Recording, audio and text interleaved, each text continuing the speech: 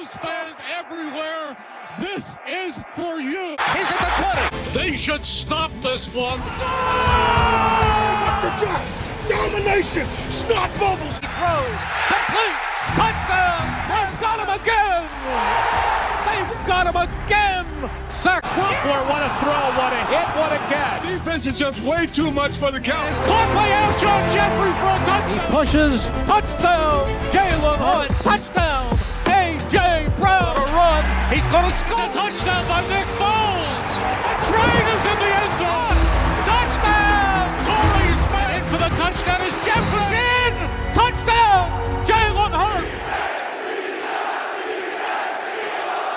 So the time has officially come and we have Eagles football as the Birds will host the Bengals tonight in their first preseason game at the Link. And this is what we've all been waiting for, finally. The preseason has arrived and open practice is August 10th and joint practice with the Browns is on the 13th of August. But tonight we won't have to wait any longer, and at 7:30 the second and third team will officially debut, and we have some rookie second-year players and new Birds players to look out for, and we're going to dive into a little bit of the offense and a good amount of the defense and what the Birds have been doing at camp as of lately. And first, you already know we're going to start with the defense, and I don't expect to see any of the offensive or defensive starters in the preseason other than Cooper DeJean in the safety position, and even that's still up in the air. And the Bengals are going to have their starters in the game for a period or two, so we'll definitely be able to see the second team players perform against formidable opponents. And on the defense, we start with Trotter Jr. And as I've said in previous videos, Jeremiah Trotter Jr.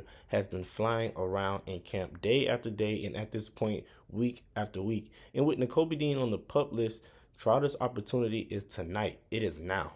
Tonight, we'll see him in game action against guys like Joe Burrow, Jamar Chase, and T. Higgins. I think with the sample size that we got last season, Trotter is looking to make a huge jump. Trotter made noise in 2024 on special teams, and if he performs big tonight, he'll be solidifying his role as a starter.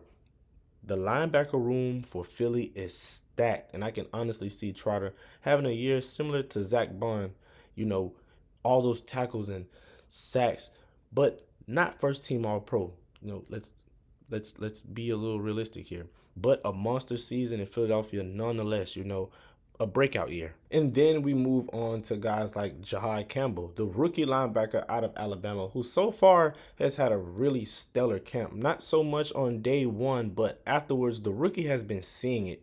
And yes, he's gotten beaten on some plays, but this is the time to get beat on plays, especially as a rookie in practice. I think he'll adjust quickly and really become a good linebacker in Philly. This season, I don't know, but tonight against the Bengals first team, he'll definitely get somewhat of a feeling of the real game speed, in which I think he'll do pretty fine. I mean, look at Jahad and where he's come from. He will adjust in the NFL. And that game speed, as I've said, will be his first experience in a live NFL game. So I don't expect for him to just show out game one, week one of the preseason, but he will make some plays. Now, Moro Ojomo is also having a good camp, getting pressures and getting sacks. He's just been totally disruptive. He's been in the first team offense's face all week long. And in week 2 of training camp, I don't expect to see any stunts or anything like that from the defensive line tonight because teams don't usually show that in the NFL. So Ojomo will have those typical one-on-ones. He'll probably just have to beat his guy tonight the same way he's been beating the boys back in practice. And that's literally how it's going to be for Ojomo this season. With Jalen Carter taking up most of the double teams, it was like that last year. And Ojomo will be one-on-one all season. And looking at how he performed in that defensive line, on that defensive line last year in just his rookie season and in the Super Bowl, Ojomo is going to be in Burrow's face tonight. And if not Ojomo, then I'm definitely going to keep an eye on my favorite rookie from last year. Last season, Jalix Hunt. Jalix Hunt had his number called all year last year and in the Super Bowl, and he's been getting his number called in practice, and he's still answering the bell. And this year, his entire future, that's what it's going to be like in Philly for Hunt, because now he's going to be stepping in some big shoes and he'll have a bigger role. But I expect Jalix to take full advantage, and I got him down for at least 4 sacks this year. And speaking of sacks, Josh Uche and Azeez Ojulari are the two new pickups in Philly. Two guys that have had success, but not much, but plenty, and I mean plenty of talent. And Azeez have been extremely disruptive in camp, similar to the rest of the defensive tackles. Kind of swapping out with Uche, but both guys have been making noise. And who's been separating themselves out of the two, you ask? Well, that still remains unknown because both guys have been causing havoc, and we don't know who has the upper hand between the two, but not after tonight.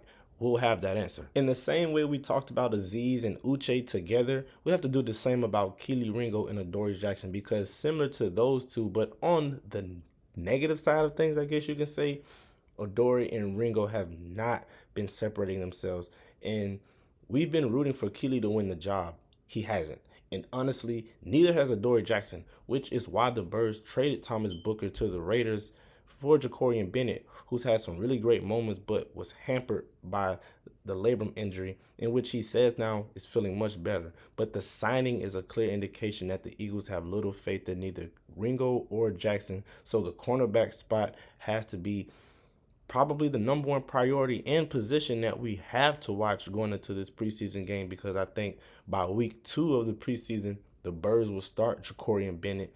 And if he's already been shining in camp leading up to week 2 for the preseason game, we may have our winner at the cornerback position, and I won't feel bad about it. Now, speaking of winning cornerback positions, I want to see Eli Ricks out there tonight. This is going to be a quick take, but I'm just going to say it now. If Ricks has a good performance tonight, he will possibly make the roster, and that could leave Adoree Jackson as the odd man out, resulting in him getting cut. And we don't want to see anybody lose their job, but that could be the case, seeing as though Fangio never really seemed to want Jackson to begin with. And now we speak about one guy that I'm going to really be watching and I want to see have a good game and make the roster tonight, and that's Elijah Cooks. Because we know rookie Kyle McCord is going to get reps along with Tanner McKee and Dorian Thomas-Robinson, but I honestly don't care who's throwing the football, because outside of McCord, the Eagles' backup quarterbacks are formidable. So getting the ball to Cooks shouldn't be an issue,